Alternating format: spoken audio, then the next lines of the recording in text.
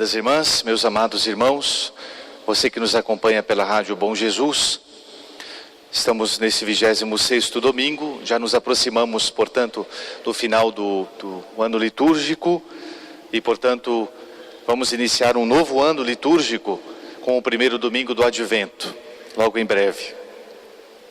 Meus amados irmãos, a liturgia desse domingo nos convida a refletir sobre alguns pensamentos que eu gostaria de pensá-los e colocá-los para nossa reflexão.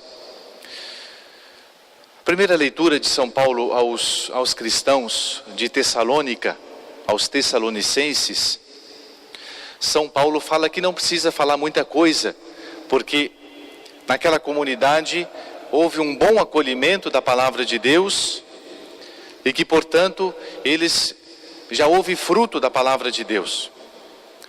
São Paulo cita uma frase interessante. Ele diz que, falando para esses cristãos, como admirado de como eles acolheram a palavra de Deus e como eles passaram dos ídolos, se converteram dos ídolos ao Deus vivo.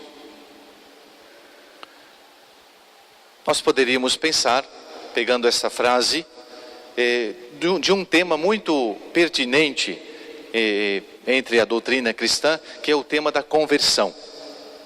O Evangelho fala de duas parábolas, não é? Que fala da força da palavra de Deus, a força da graça de Deus, que faz a diferença, que faz a semente, né, que o reino dos céus é comparado a uma semente posta na terra e depois ela cresce e se torna uma grande árvore. Ou então também a ação do fermento em que uma mulher coloca em algumas medidas de farinha e ali fermenta toda a massa. Então o reino dos céus, a graça de Deus, a graça de nosso Senhor tem essa força transformadora. Então, baseando nesses dois pensamentos tirados tanto do Evangelho como da primeira leitura, vamos refletir sobre a conversão. Conversão sempre é um tema muito pertinente, muito importante para todos nós. Primeiramente, nós temos que lembrar que a primeira frase de Jesus no Evangelho foi exatamente utilizando essa palavra conversão. A palavra latina, convertere, vem de uma palavra grega, metanoia. O metanoia. Metanoia significa exatamente transformação. Então, o que é se converter? O que é converter-se para nosso Senhor, para o Evangelho, para todos nós cristãos? Converter-se, no dizer de Santo Tomás de Aquino, príncipe dos teólogos, é mudar de direção. Se nós estamos indo numa direção, converter-se significa tomar o caminho de volta. Muitas vezes na nossa vida, nós buscamos a nossa felicidade em lugares, em situações ou junto a pessoas, de tal maneira que nós estamos nos distanciando da verdadeira felicidade. Então, converter-se significa tomar o caminho certo da felicidade. Nesse sentido, significa pegar aquele caminho de retorno, ou seja, nós repensarmos a nossa vida, nós procurarmos fazer um check-up, fazermos um exame de consciência para vermos se de fato estamos no caminho que conduz a Deus, no caminho que conduz ao céu, ou estamos no caminho que não conduz ao céu. São Paulo, de uma maneira muito singela, ele coloca no finalzinho desse trecho aos Tessalonicenses, dessa epístola que acabamos de ouvir, uma frase assim. Ele diz que, da maneira como nós nos convertemos, passando dos ídolos para o Deus vivo, nós evitamos a ira divina que há de vir. Muitas vezes os pregadores antigamente, eles batiam muito na tecla dessa questão, da ira de Deus. Na verdade, nós não podemos nunca nos esquecer dos novíssimos. Morte, juízo, inferno e paraíso. As últimas coisas que vão acontecer.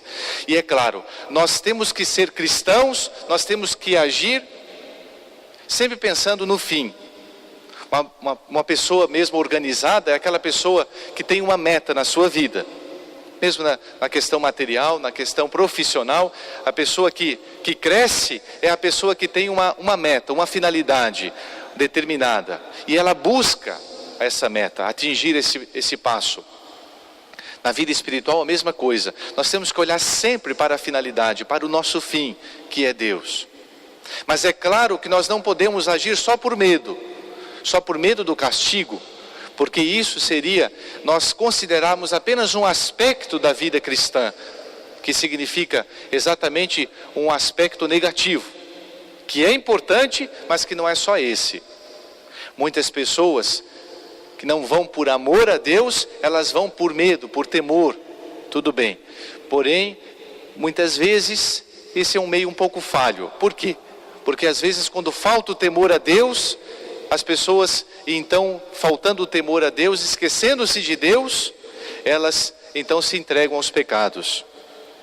O importante é nós considerarmos, no dizer de São Paulo, com todo equilíbrio, as duas realidades em Deus. Como diz São Paulo, considerai a bondade e a severidade de Deus. Se nós considerarmos de um lado só a bondade, a misericórdia de Deus, nós podemos cometer o erro da presunção, de acharmos que Deus, sendo tão paternal, no final das contas, bons e maus se salvarão. Então, vamos curtir a vida, coroemo-nos de rosas enquanto elas não murcham, diz o pecador no seu coração. Esse é um lado ruim da consideração. Muitas vezes nós podemos cometer esse erro atualmente, já que muitas vezes nos esquecemos da nossa finalidade. Por outro lado, se nós olharmos apenas para a severidade de Deus e considerarmos Deus como apenas um juiz que há de punir as pequeninas faltas que cometemos, nós podemos cometer e cair no erro, no outro extremo, que é no desespero, e acharmos que Deus é um juiz implacável, sem misericórdia. Então o que diz São Paulo? Aliás, o que diz o Espírito Santo para nós? É preciso considerar os dois aspectos, a bondade e a severidade de Deus. E aí sim, nós vamos ter equilíbrio para, sempre quando errarmos, sempre quando cometermos alguma fraqueza, alguma fragilidade humana, nós lembrarmos, Deus é misericordioso, Deus me espera, Deus me ama, Deus me estende a mão para me soerguer, para me levantar. Mas por outro lado, quando nós formos também tentados a cometermos o mal, a fazer o mau uso da nossa liberdade, nós então temos que olhar para esse lado, para esse aspecto importante em Deus, que a Deus eu precisarei um dia prestar contas da minha liberdade, dos meus talentos, da graça que foi a mim confiada, a mim cristão. Então esses dois aspectos são importantíssimos, nós temos que considerá-los sempre. É mais ou menos como as nossas duas pernas. Para nós caminharmos, nós temos que ter as nossas duas pernas, os membros inferiores. Então, é preciso caminhar na vida espiritual considerando esses dois aspectos. Agora, é importante nós lembrarmos que diante disso, diante da grandeza, da bondade, da misericórdia e da severidade de Deus, muitas vezes nós vamos olhar para a nossa vida e, olhando para a nossa vida, as nossas obras, elas não corresponderão com aquilo que Deus deseja de nós. E aí é que entra a conversão. Minha gente, a graça de Deus, ela tem tanta força para nos transformar, para nos santificar, que se nós utilizássemos todas as graças que Deus nos confiou até o dia de hoje, nós seríamos santos canonizáveis, todos nós. E a pergunta é, somos dignos dos altares, do rol dos santos, sim ou não? Fala por mim mesmo, acho que não. E aí é que entra a conversão. Diante desse caminho que eu olhando para mim mesmo, conversão é preciso olhar no espelho, né? Para se converter, no espelho da minha consciência, e encarar a mim mesmo, e encarando a mim mesmo eu preciso dizer, eu preciso mudar, eu preciso melhorar, eu preciso caminhar na vida espiritual, ainda estou estacionado. Quantas pessoas, elas ainda progrediram em tantos aspectos da sua vida, aspectos intelectuais, a pessoa conseguiu estudar, a pessoa conseguiu fazer até uma faculdade, às vezes, conseguiu fazer um curso. Outros progrediram no aspecto profissional, conseguiram um bom emprego. Outros progrediram no aspecto econômico, têm um bom salário. Talvez seja a minoria, né? Outros progrediram no aspecto familiar, têm uma boa família, fizeram um bom casamento, tiveram um bom casamento. Porém, e o aspecto espiritual? Como é que anda a tua alma? Como é que anda a tua consciência? Muitas vezes nós progredimos em tantos aspectos da nossa vida, mas nós nos tornamos meio que atrofiados, meio que raquíticos na vida espiritual. Pecados que eram para nós vencermos na nossa adolescência, nós ainda carregamos o resto da vida, já na fase adulta. Então, estamos como que parados no quesito espiritual. Nós não podemos. O homem nunca será grande se ele não for grande aos olhos de Deus. Então é preciso encarar sim a sua realidade nua e crua, e com toda essa realidade talvez difícil de ser aceita por nós mesmos, nós temos que dizer: eu preciso de conversão, eu preciso de mudança de vida. É a primeira frase de Jesus, com a qual eu comecei o sermão e não falei, e falo agora. Nosso Senhor que disse: convertei-vos, convertei-vos porque o reino dos céus está próximo. Nosso Senhor depois vai dizer para a gente que o reino de Deus está dentro da gente. Ou seja, nós temos uma realidade tão grandiosa, tão sublime, que é Deus que mora dentro da gente, e muitas vezes estamos ali à margem de Deus.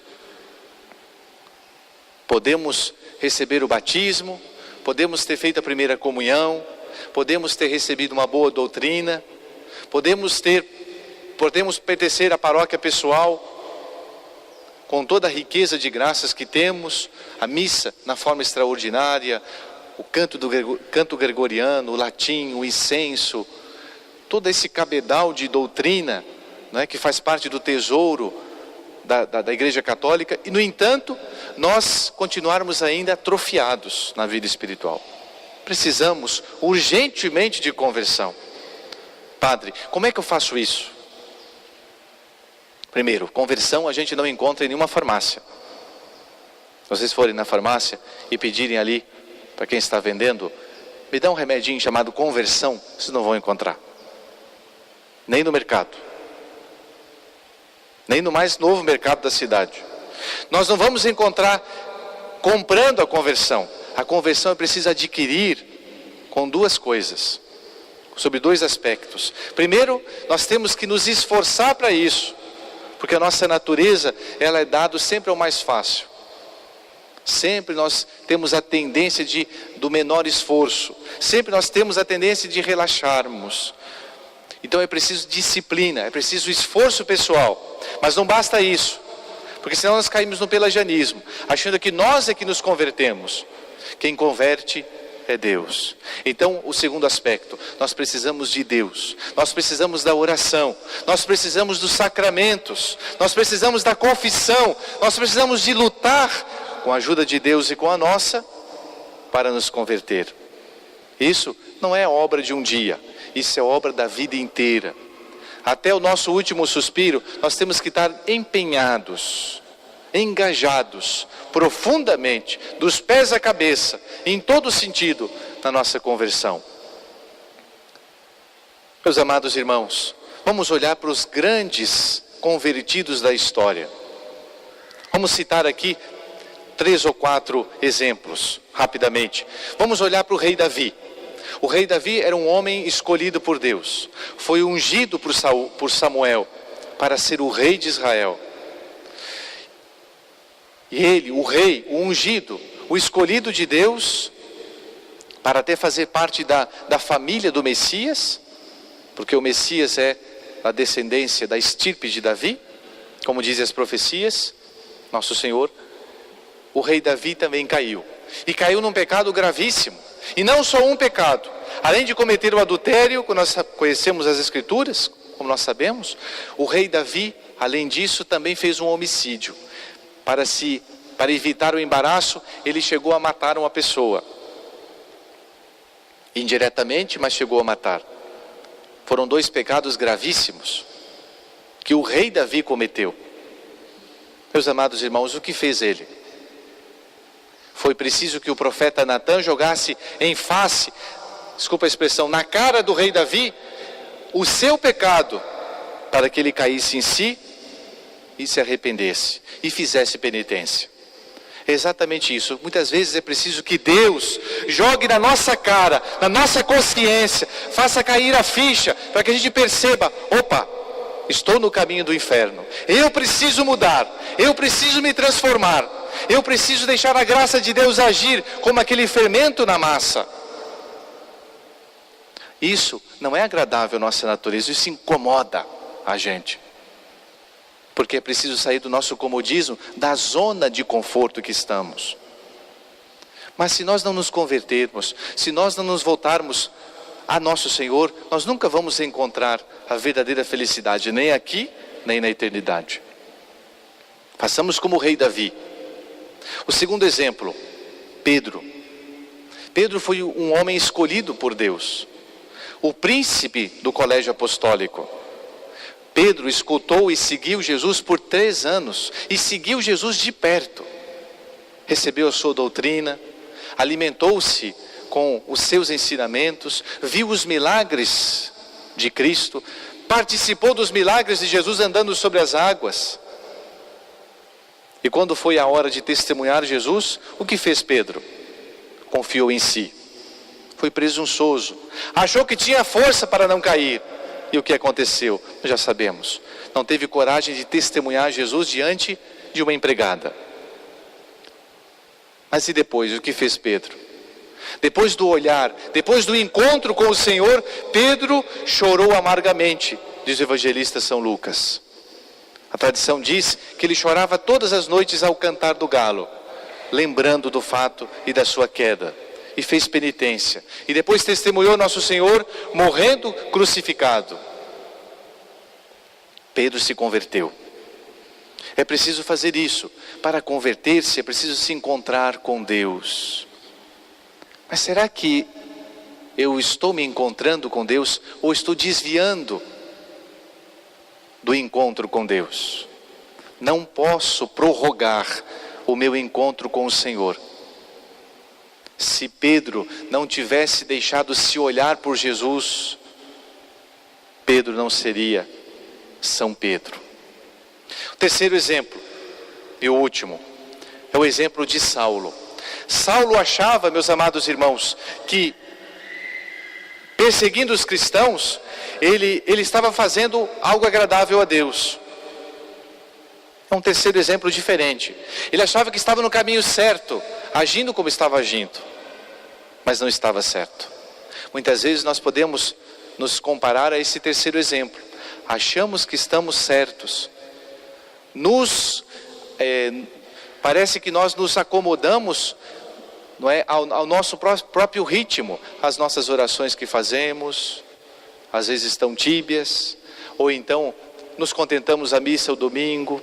Há uma frequência de sacramentos que talvez a confissão uma vez por ano, e olhe lá, se não faz anos que nos confessamos, e achamos que ainda estamos certos. Ah, padre, tem muita gente pior do que eu.